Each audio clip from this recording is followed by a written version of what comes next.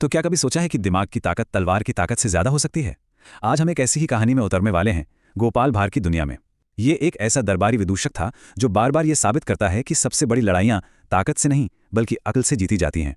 और ये हैं हमारे हीरो गोपाल भार। जैसा कि देख सकते हैं, विनम्रता से इनका दूर दूर तक कोई नाता नहीं था।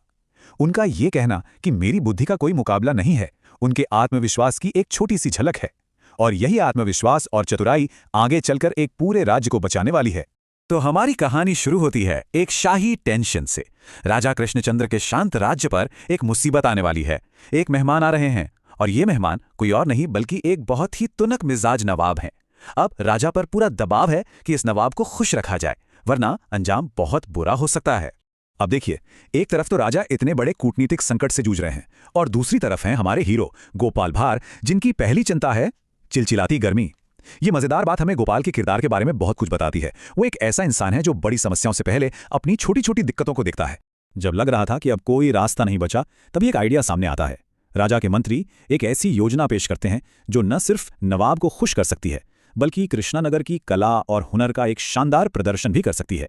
प्लान बड़ा सीधा था पर जीनियस था। नवाब की हूबहू मिट्टी की मूर्ति बनाई जाएगी। ये एक ऐसा तोहफा था जिसमें चापलूसी भी थी और कला भी। ऐसा लग रहा था कि ये तरकीब तो पक्का काम करेगी और नवाब का दिल जीत लेगी। पर कहानी में ट्विस्ट तो आना ही था। और वाह, मूर्ति तो एक मास्टरपीस थी। नवाब उसे देखकर हैरान भी था और खुश भी। एक पल के लिए लगा कि चलो मुसीबत टल गई, लेकिन जैसा कि हम जानते हैं, किस्मत कभी कभी बहुत क्रूर मजाक करती है। और फिर वही हुआ जिसका डर था। एक अनजाने में राजा के हाथ से ही मूर्ति की एक उंगली टूट गई। बस उस एक पल में हवा में जो शांति थी वो बिखर गई और उसकी जगह एक अजीब सी खामोशी ने ले ली। अब सब कुछ बदलने वाला था। अब देखें, नवाब के सलाहकार कितने तेज थे। उन्होंने इस छोटी सी दुर्घटना को एक हथियार बना लिया। उन्होंने कहा कि ये कोई गलती नहीं है, ये तो एक जानबूझकर किया गया अपमान है, एक धमकी है। सीधी सीधी बात है, उन्होंने आग में घी डाल दिया। यहां कूटनीति का असली खेल शुरू होता है। एक तरफ राजा का इरादा नेक था, यह बस एक हादसा था, पर दूसरी तरफ नवाब की सोची समझी व्याख्या। एक टूटी हुई उंगली अब दो राज्यों के बीच जंग की वजह बन चुकी थी। नवाब को तो मानो मौका मिल गया। उसने राजा के सामने एक ऐसी शर्त रखी जो सजा से ज्यादा एक क्रूर खेल था। यह एक ऐसी परीक्षा थी जिसे पास करना नामुमकिन था और इसे सिर्फ राजा को जलील करने और खत्म करने के लिए बनाया गया था। तो दांव पर क्या था? सब कुछ।